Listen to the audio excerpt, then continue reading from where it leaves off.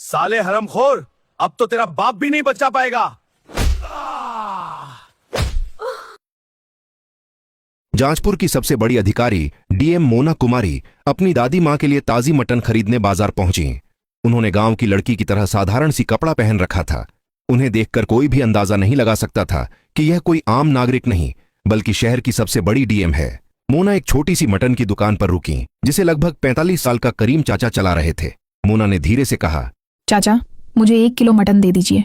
इतनी सी बात होते ही एक सफेद रंग की पुलिस जीप दुकान के पास आकर रुकी। उससे उतरने वाला व्यक्ति था थाना इंचार्ज इंस्पेक्टर विवेक आहूजा। इंस्पेक्टर विवेक ने उतरते ही रौब से कहा, ओ करीम, मेरे लिए 2 किलो मटन पैक कर, जल्दी कर। करीम चाचा ने कहा, सर बस 2 मिनट रुक जाइए, मैं पहले मैडम को दे दूं, फिर आपको भी तुरंत दे देता हूं। यह सुनते ही इंस्पेक्टर विवेक का पारा 7वें आसमान पर चढ़ गया। उसने गुस्से में चिल्लाते हुए कहा, क्या कहा? मुझे 2 मिनट रुकना पड़ेगा? तेरे बाप का नौकर हूं क्या मैं? क्या मैं तुझे दिख नहीं रहा? मैं कौन हूं? भूल गया क्या? अभी चाहूं तो तेरी दुकान पर ताला लगवा दूं, इसलिए ज्यादा जबान मत चला। जल्दी से पहले मुझे दे, फिर किसी और को देना, समझा? इंस्पेक्टर की यह अहंकारी बातें मोना खड़े खड़े सुन रही थीं। वह ध्यान से देख रही थीं कि इंस्पेक्टर दुकानदार से बदतमीजी कर रहा है, गालियां दे रहा है और अपनी शक्ति का गलत इस्तेमाल कर रहा है। मोना बीच में बोल पड़ी, सर, आप बाद में आए हैं तो आपको थोड़ा रुकना होगा। मैं पहले आई हूँ, मुझे पहले लेने दीजिए, फिर आप भी ले लीजिएगा। इसमें कौन सी बड़ी बात है? इंस्पेक्टर विवेक मोना की तरफ देखकर गुस्से में बोला, अबे गब्बार लड़की, तुझे दिख नहीं रहा मैं कौन हूं? मैं इंस्पेक्टर हूं यहां का, समझी? मैं जो कहता हूं वही होता है। तू मेरे सामने ज्यादा जबान मत चला। तू जानती नहीं मैं कौन हूं। अभी इतना मारूंगा कि घर तक चलकर नहीं जा पाएगी और मेरे से जबान चला रही है। इंस्पेक्टर ने आगे कहा, देखो, तुम पहले आई हो या कोई और आए, मुझे कोई फर्क नहीं पड़ता। मुझे बस पहले चाहिए। मुझे बहुत काम है, तो यहां मेरा दिमाग मत खराब कर। चुप रह, समझी? फिर इंस्पेक्टर करीम चाचा की तरफ देखकर बोला, और तू क्या देख रहा है बे? जल्दी से मटन पैक कर। मोना अंदर ही अंदर आंखों में गुस्सा दबाए खड़ी थीं, मगर उन्होंने कुछ नहीं कहा। करीम चाचा डर के मारे पहले इंस्पेक्टर को मटन पैक करके दे दिया। इंस्पेक्टर मटन लेकर जीप में बैठने ही लगा कि करीम चाचा ने हिम्मत करके कहा, इंस्पेक्टर साहब, आपने मटन के पैसे नहीं दिए, प्लीज पैसे दे दीजिए। ज्यादा नहीं, सिर्फ 550 रुपये हुए हैं। यह सुनते ही इंस्पेक्टर गुस्से से बोला, अबे साले, तुझे समझ नहीं आता? तू मुझसे पैसे मांगेगा? मैं यहाँ का इंस्पेक्टर हूँ, समझा? जो मैं बोल रहा हूँ वही कर, वरना अभी तुझे जेल में डाल दूंगा, समझा? बेकार का तेरा परिवार तो भाड़ में जाएगा ही, ऊपर से तू जिंदगी भर जेल में सड़ेगा। तो इसी में तेरी भलाई है कि मुझे फ्री में मटन दिया कर। और हाँ, कल भी मैं आऊंगा, क्योंकि कल मेरे घर रिश्तेदार आ रहे हैं। कल मुझे ज्यादा मटन चाहिए, पहले से ही तैयार रखना, वरना इतना मारूंगा तू सोच भी नहीं सकता। ये बोलकर इंस्पेक्टर जीप में बैठ के चला गया। पास खड़ी मोना इंस्पेक्टर की बदतमीजी और उसकी गलत हरकत को देखकर भी कुछ न कर सकी। वह अंदर से दृढ़ संकल्प ले चुकी थीं, मगर अभी कुछ नहीं बोली। कुछ देर चुप रहने के बाद मोना ने करीम चाचा से कहा, चाचा, यह इंस्पेक्टर आपको मटन के पैसे नहीं देता। ऐसे तो आपको बहुत नुकसान हो गया। क्या वह आपसे ऐसे ही मटन लेकर जाता है? कभी पैसे नहीं देता क्या? करीम चाचा ने कहा, हाँ बेटी, ये इंस्पेक्टर कई बार मेरे से मटन लेकर गया है, लेकिन कभी भी पैसे नहीं देता। अगर मैं कुछ कहता हूं तो मुझे धमकाता है। कहता है कि तेरी दुकान उठवा दूंगा, तुझे जेल में डाल दूंगा, तेरा परिवार बर्बाद कर दूंगा। ऐसी ऐसी धमकियां देता है कि मैं कुछ बोल ही नहीं पाता। वैसे बेटी, आप इन बातों को छोड़िए, यह लीजिए आपकी मटन। इस पर डीएम मोना ने गंभीर स्वर में कहा, नहीं चाचा, अब छोड़ना नहीं है। इस इंस्पेक्टर को अब अपनी वर्दी छोड़नी पड़ेगी। उसने न जाने कितने लोगों को लूटा है और आगे भी लूटता रहेगा। किसी को भी यह अधिकार नहीं कि वह किसी गरीब पर अत्याचार करे या जुल्म ढाए। यह कानूनी अपराध है और यह इंस्पेक्टर अपनी वर्दी का गलत इस्तेमाल कर रहा है। अब मैं इसे इसके कर्मों का फल दूंगी, इसे निलंबित, सस्पेंड करवाऊंगी और इसकी औकात दिखाऊंगी। यह सुनकर करीम चाचा घबरा गए। उन्होंने कहा, देखिए बेटी, यह थाने का इंस्पेक्टर है, कुछ भी कर सकता है। अगर आप इसके खिलाफ जाएंगी तो हो सकता है कि उल्टा आप पर ही कोई बड़ा मामला डाल दे। ऐसे लोगों से उलझना ठीक नहीं है, रहने दीजिए। इनका हिसाब तो ऊपर वाला ही करेगा। मोना शांत लेकिन दृढ़ स्वर में बोली, हाँ, ऊपर वाला तो है ही, लेकिन मैं कोई साधारण लड़की नहीं हूँ। मैं इस शहर की सबसे बड़ी अधिकारी डीएम मोना कुमारी हूँ। मैं जब चाहूँ इस इंस्पेक्टर को निलंबित करवा सकती हूँ। मैंने इसे पहले कभी नहीं देखा, इसलिए अब तक यह बचा हुआ था, लेकिन अब नहीं बचेगा। यह जो कर रहा है बहुत गलत कर रहा है, गरीबों पर अत्याचार कर रहा है। कल जब आप दुकान पर रहेंगे, मैं भी आपके साथ रहूंगी। उस इंस्पेक्टर की सारी करतूत कैमरे में रिकॉर्ड करूंगी ताकि हमारे पास सबूत हो और आपको भी गवाही देनी पड़ेगी। मैं इस मामले को कोर्ट तक लेकर जाऊंगी और इसे निलंबित करवाऊंगी। कल मैं इसी समय से पहले आपके पास आ जाऊंगी और यहीं बैठूंगी। फिर देखते हैं वही इंस्पेक्टर कैसे बिना पैसे दिए मटन लेकर जाता है।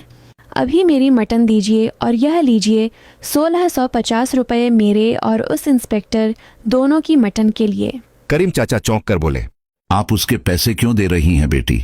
रहने दीजिए, आप अपने पैसे दीजिए, उसका मैं देख लूंगा। मोना मुस्कुराकर बोली, देखो चाचा, मैं तुम्हें उसके पैसे इसलिए दे रही हूँ ताकि तुम्हें नुकसान न हो। रख लीजिए, काम आएंगे। यह कहकर मोना ने पैसे दिए और घर चली गईं। उन्होंने अगले दिन का बेसब्री से इंतजार किया। दूसरे दिन सुबह सुबह मोना दुकान पर आ गईं और चुपचाप बैठ गईं। दोनों इंस्पेक्टर का इंतजार करने लगे। मोना ने दुकान के सामने एक छोटा सा हिडन कैमरा लगा दिया ताकि इंस्पेक्टर की हर करतूत रिकॉर्ड हो सके और उनके पास ठोस सबूत रहे। करीब 1.5 घंटे बाद इंस्पेक्टर विवेक आहूजा अपनी जीप से आया। उतरते ही करीम चाचा से बोला, मटन पैक करके रखी है या नहीं? कल मैं तुझे बोलकर गया था कि तैयार रखना। कहाँ है मेरा मटन? जल्दी दे, मेरे मेहमान आ चुके हैं। इतने में उसकी नजर मोना कुमारी पर पड़ी। वो हल्का सा मुस्कुराते हुए बोला, अरे, ये लड़की आज फिर यहाँ क्या कर रही है? कहीं दुकानदार के साथ तेरा चक्कर तो नहीं? इतना कहकर वह रुक गया और फिर बोला, अच्छा, वैसे यह दुकानदार तेरा कौन लगता है जो तू आज फिर यहाँ बैठी हुई है? मोना ने शांत स्वर में जवाब दिया, दुकानदार मेरा भाई है और फालतू की बातें मत कीजिए, अपना काम कीजिए। इतने में करीम चाचा ने मटन पैक करके इंस्पेक्टर को थमा दिया। इंस्पेक्टर जैसे ही मटन लेकर जीप की तरफ बढ़ा, दुकानदार ने कहा, सर, मटन के पैसे? यह सुनते ही इंस्पेक्टर का पारा छिड़ गया। वह गुस्से से लाल हो उठा और चिल्लाया, अबे, तुझे कितनी बार समझाना पड़ेगा? फिर मुझसे पैसे मांगेगा? मैंने कल भी कहा था, मैं पैसे वैसे नहीं दूंगा। मैं यहाँ का इंस्पेक्टर हूं और तू मुझसे पैसे मांगेगा? तुझे डर नहीं लगता? अभी चाहूंगा तो तेरा ये दुकान उठा दूंगा और साथ में तुझे जेल में भी डाल दूंगा। इसलिए अपनी जबान बंद रख, बिना वजह मेरा दिमाग मत खराब कर। करीम चाचा ने घबराकर कहा, इंस्पेक्टर साहब, आप सुबह सुबह बिना पैसे दिए मटन लेकर चले जाते हैं। दिन भर मेरे अच्छे कस्टमर नहीं आते, मेरा नुकसान हो जाता है। प्लीज कम से कम आधे पैसे तो दे दीजिए। रोज ऐसा करेंगे तो मेरा घर कैसे चलेगा? हमें कितनी मेहनत से यह सब करना पड़ता है। हमारे पेट पर चोट कर रहे हैं साहब, प्लीज पैसे दे दीजिए। इतना सुनते ही इंस्पेक्टर और भी गरमाया। उसने झट से करीम चाचा के गाल पर थप्पड़ दे मारा और गुस्से में बोला, तुझे अक्ल नहीं है क्या? कितनी बार समझाऊं कि मुझसे बहस मत किया कर, मेरा समय बर्बाद कर रहा है। मेरे घर में मेहमान हैं और तू यहां मेरा मूड खराब कर रहा है। मैं तुम्हें कभी पैसे नहीं दूंगा, चाहे तू कितना भी बोले। अगली बार ऐसा कुछ कहा तो मैं इतना मारूंगा कि तेरे हाथ पैर तक नहीं बचेंगे। यह देखकर मोना कुमारी खुद पर काबू न रख सकी। वह गुस्से से चिल्लाईं, इंस्पेक्टर साहब, आपको पैसे देने ही पड़ेंगे। आप यहाँ मटन लेकर जा रहे हैं। मटन फ्री में नहीं मिलती, इसे खरीद कर लाना पड़ता है। इससे दुकानदार का नुकसान होता है। आप धमकाकर वर्दी के दम पर लेकर चले जाते हैं और कभी पैसे नहीं देते। यह कानून का उल्लंघन है। वर्दी पहनकर खुद को कानून का रक्षक समझना कहीं आपको यह हक नहीं देता। जनता के साथ ऐसा व्यवहार नहीं होना चाहिए। इंस्पेक्टर का गुस्सा और भड़क उठा। वह अचानक मोना के चेहरे पर भी एक थप्पड़ जड़ दिया और गुस्से में बोला, तू खुद को क्या समझती है? मुझसे जबान लड़ाती है। तू मुझे जानती नहीं, तेरी अक्ल ठिकाने नहीं है क्या? मेरे से पंगा मत ले, वरना मैं ऐसा मारूंगा कि तू घर तक चलकर नहीं जा पाएगी। और हां, ये दुकान तेरा नहीं है तो यहां दिमाग मत लगाया कर। हमारे बीच में मत बोल, वरना फिर थप्पड़ पड़ेगा, समझी? चुप से खड़ी रह। मोना मन ही मन सोच रही थी, अब तो ये इंस्पेक्टर बचने लायक नहीं है। कैमरे में सारी रिकॉर्डिंग हो रही है। इंस्पेक्टर जो भी कर रहा है सब कुछ लोगों के सामने आएगा और उसे इस तरह बेनकाब करूंगी कि वह शर्म के मारे मुंह तक नहीं दिखा पाएगा और सस्पेंड तो होगा ही। वह इंस्पेक्टर की ओर देखकर बोली, देखिए इंस्पेक्टर साहब, आप अपनी हद में रहें।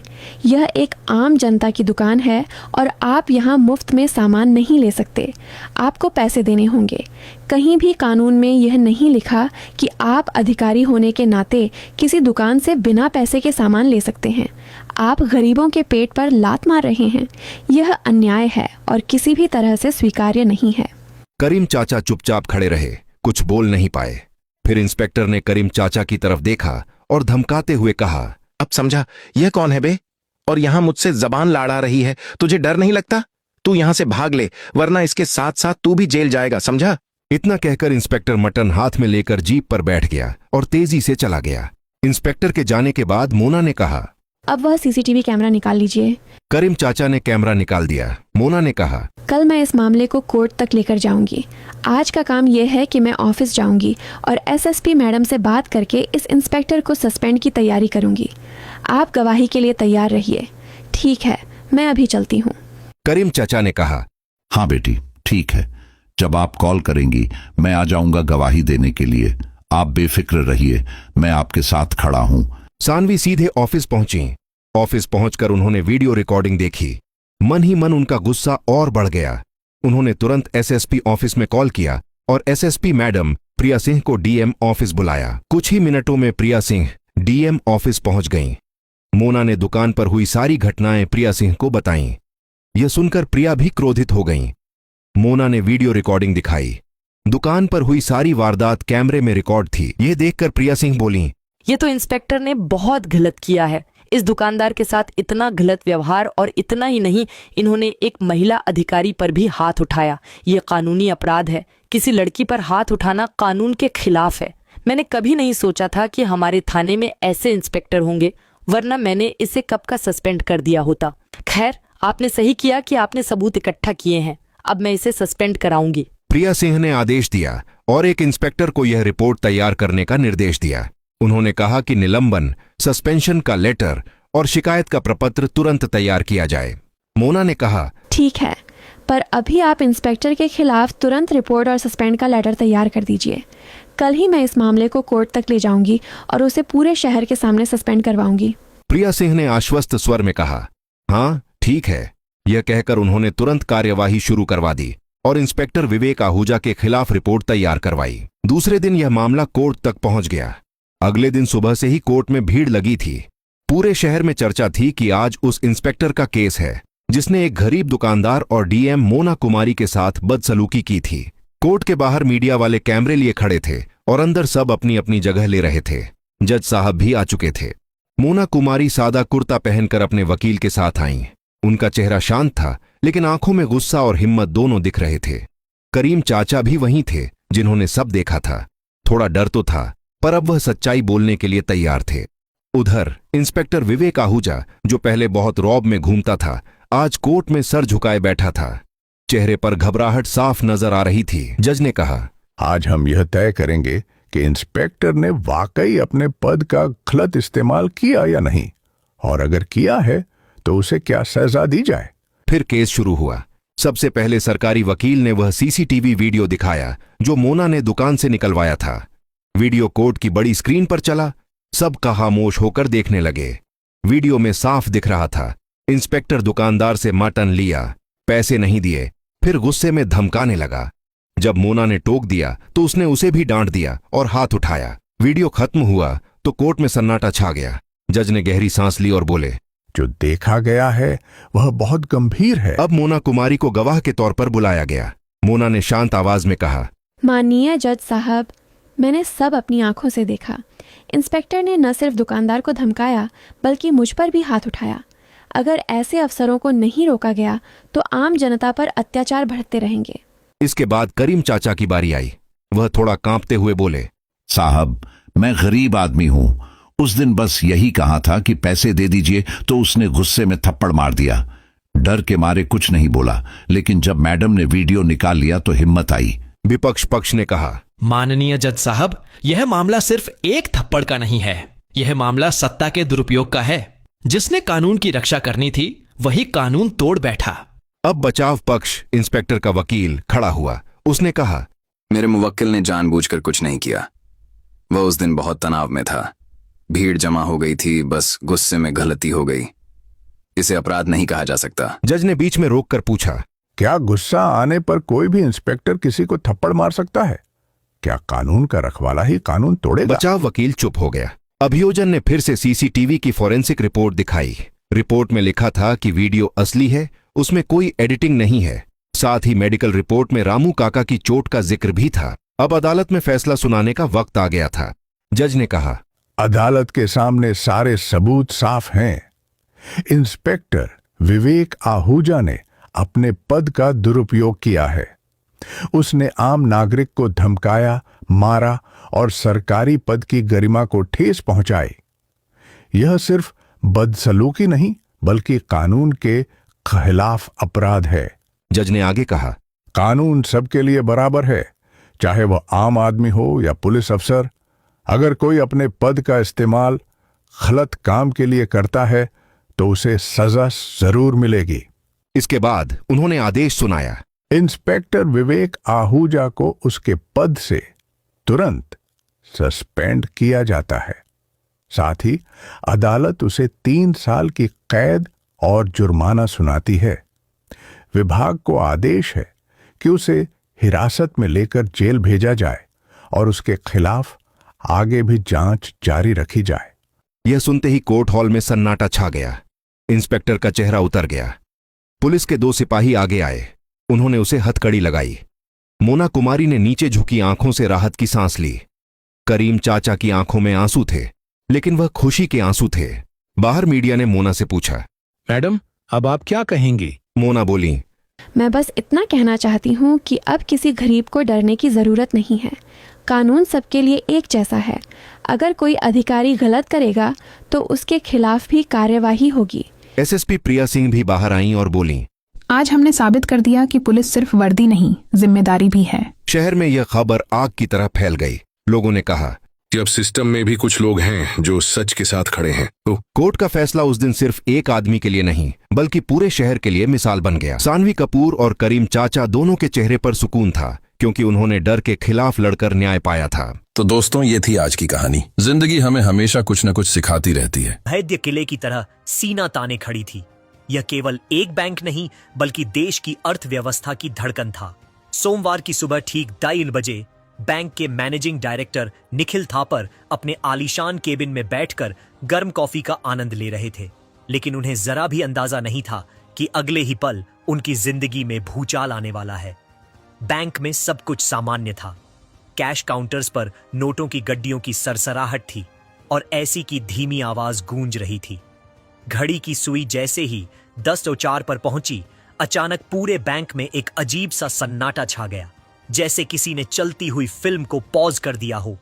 एक ही झटके में बैंक के 3500 कंप्यूटर स्क्रीन्स बुझ गई और वहां गहरा अंधेरा छा गया। कर्मचारियों के चेहरों पर सवालिया निशान थे, लेकिन इससे पहले कि कोई कुछ समझ पाता, सभी काली पड़ी स्क्रीन्स पर एक साथ खून जैसे लाल रंग में एक शब्द चमकने लगा। लॉक्ड निखिल थापर के हाथ से कॉफी का कप छूटकर जमीन पर जा गिरा। उन्होंने घबराकर इंटरकॉम उठाने की कोशिश की, लेकिन फोन लाइनें मर चुकी थीं। तभी एक और खौफनाक चीज हुई। बैंक के ऑटोमेटिक दरवाजे और अरबों रुपयों से भरे डिजिटल वॉल्ट्स तिजोरियां अपने आप लॉक हो गए। कोई ना बाहर जा सकता था, ना अंदर आ सकता था। बेसमेंट में स्थित सर्वर रूम में अफरा तफरी मच गई थी। बैंक का आईटी हेड समीर और उसकी 50 लोगों की टीम पागलों की तरह कीबोर्ड पीट रही थी, लेकिन सिस्टम उनकी कोई भी कमांड नहीं मान रहा था। मुख्य स्क्रीन पर एक उल्टी गिनती काउंटडाउन शुरू हो चुकी थी। 60 मिनट 0 सेकंड 0 सेकंड यानी 60 घंटे। स्क्रीन के नीचे एक संदेश फ्लैश हो रहा था। अगले 60 घंटों में अगर यह पहेली नहीं सुलझी तो इस बैंक का हर खाता, हर डाटा और हर रुपया हमेशा के लिए मिटा दिया जाएगा। यह किसी फिरौती मांगने वाले का काम नहीं था, यह तबाही मचाने वाले का काम था। दोपहर होते होते यह खबर जंगल की आग की तरह फैल गई। बैंक के बाहर मीडिया का जमावड़ा लग गया और ग्राहकों की भीड़ अपने पैसे डूबने के डर से चिल्लाने लगी। निखिल थापर के माथे पर पसीने की बूंदें थीं। उन्होंने देश की सबसे बड़ी cyber security agency cyber hawks को बुलाया। हेलीकॉप्टर से उतरे 3 एक्सपर्ट्स ने निखिल को भरोसा दिलाया कि यह काम आधे घंटे का है, लेकिन वह आधा घंटा कब 3 घंटों में बदल गया, किसी को पता ही नहीं चला। जब team leader mister Mishra server room से बाहर आए तो उनका चेहरा पड़ा हुआ था। उन्होंने कांपती आवाज में निखिल से कहा, सर, यह कोई साधारण वायरस नहीं है। यह कोड जिंदा लगता है। हम जैसे ही इसे काटने की कोशिश करते हैं, यह अपना रूप बदल लेता है। हमने दुनिया के सबसे महंगे है तो उसे भी रफा दफा किया जाएगा। हमें बस समाधान चाहिए। अभी इसी वक्त यह ऐलान होते ही पूरे देश में सनसनी फैल गई। हर न्यूज चैनल पर ब्रेकिंग न्यूज चल रही थी। 11 करोड़ का इनाम कौन बचाएगा? बैंक सोशल मीडिया पर यह खबर आग की तरह वायरल हो गई। हजारों लोगों ने अपने लैपटॉप खोल लिए, लेकिन बैंक का सर्वर एक लोहे की दीवार बनकर खड़ा रहा। स्क्रीन पर वही चिढ़ाने वाला मैसेज आता, नाइस ट्राई, बट नो कोशिश अच्छी थी, पर नहीं। इधर दिल्ली की चकाचौंध से मीलों दूर एक तंग और बदबूदार गली में टीन की छत वाली एक छोटी सी खोली में एक अलग ही कहानी शुरू हो रही थी। उस अंधेरे कमरे में कबाड़ से उठाए गए कंप्यूटर पार्ट्स का ढेर लगा था। वहां बैठा था 15 साल का सोनू, दुबला पतला शरीर, बिखरे बाल और फटे हुए कपड़े। वह एक हाथ से वड़ा पांव खा रहा था और उसकी नजरें सामने चल रहे एक पुराने टीवी पर थीं, जहां निखिल था, पर इनाम की घोषणा कर रहे थे। सोनू ने खाना छोड़ दिया। उसकी आंखों में एक अजीब सी चमक आ गई, जैसे किसी शिकारी को अपना शिकार मिल गया हो। उसने अपने टूटे हुए लैपटॉप की स्क्रीन पर नजर डाली, जहां हरे रंग के कोड तेजी से चल रहे थे। उसने धीरे से मुस्कुराते हुए कहा, इन सूट बूट वालों को लगता है कि सिस्टम को ताकत से तोड़ा जा सकता है। बेवकूफ। सोनू ने अपनी उंगलियां कीबोर्ड पर रखी। उसकी टाइपिंग की स्पीड इतनी तेज थी कि उंगलियां दिखाई भी नहीं दे रही थीं। उसने बैंक के सर्वर का एक चोर रास्ता बैकडोर चेक किया। उसकी स्क्रीन पर भी वही लॉक्ड मैसेज आया, जिसने दुनिया के बड़े बड़े इंजीनियरों को डरा रखा था। लेकिन सोनू डरा नहीं। उसने अपनी जेब से एक पुरानी घिसी हुई पेन ड्राइव निकाली और उसे लैपटॉप में लगा दिया। चलो देखते हैं मिस्टर हैकर, तुम कितने होशियार हो। सोनू बुदबुदाया और सीधा मेन सर्वर टर्मिनल की ओर बढ़ा और कुर्सी खींचकर बैठ गया। उसने अपना पुराना लैपटॉप वहां मौजूद सुपर कंप्यूटर से कनेक्ट किया। मिस्टर मिश्रा चिल्लाए, ए लड़के, छूना मत उसे। अगर एक भी गलत की स्ट्रोक लगा तो टाइमर और तेज हो जाएगा। सोनू ने पलटकर मिश्रा को देखा और अपनी शांत लेकिन भारी आवाज में कहा, अंकल, अगर शोर मचाने से सिस्टम खुलता तो अब तक आप लोग खोल चुके होते। अब मुझे मेरा काम करने दीजिए। कमरे में सन्नाटा पसर गया। सोनू ने आंखें बंद की, एक गहरी सांस ली और कीबोर्ड पर हाथ रख दिया। जैसे ही उसकी उंगलियां चली, स्क्रीन पर चल रहे कोड का रंग बदलने लगा।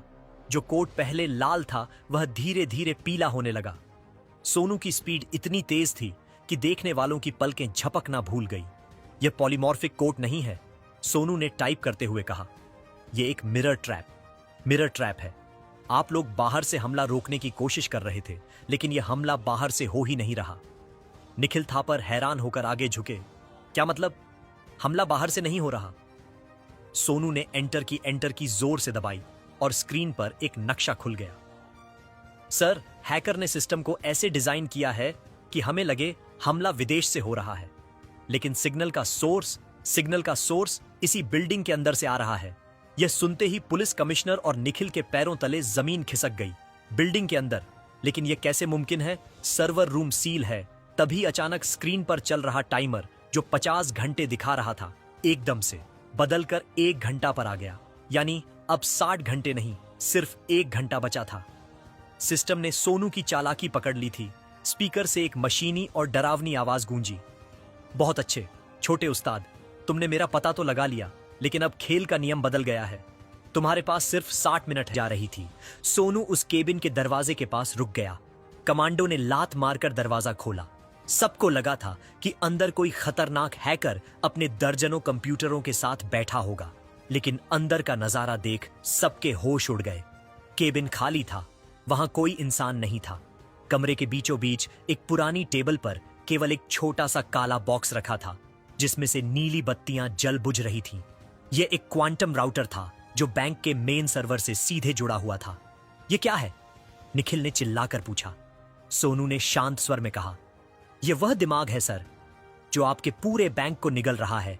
यह कोई इंसान नहीं, बल्कि एक ऑटोनॉमस EIEI प्रोग्राम है, जिसे इस बॉक्स के जरिए अंदर प्लांट किया गया था। तभी उस अंधेरे कमरे में लगी एक पुरानी मॉनिटर स्क्रीन अचानक जल उठी। उस पर एक चेहरा उभरा, जिसे देखकर निखिल थापर के पसीने छूट गए। वह चेहरा बैंक के ही पूर्व IT हेड डॉक्टर मिश्रा का था, जिनकी 2 साल पहले एक रहस्यमयी एक्सीडेंट में मौत हो गई थी। स्क्रीन से आवाज आई, निखिल थापर, मैंने कहा था कि एक दिन तुम अपनी लालच की कीमत चुकाओगे। तुमने मेरे बनाए सुरक्षा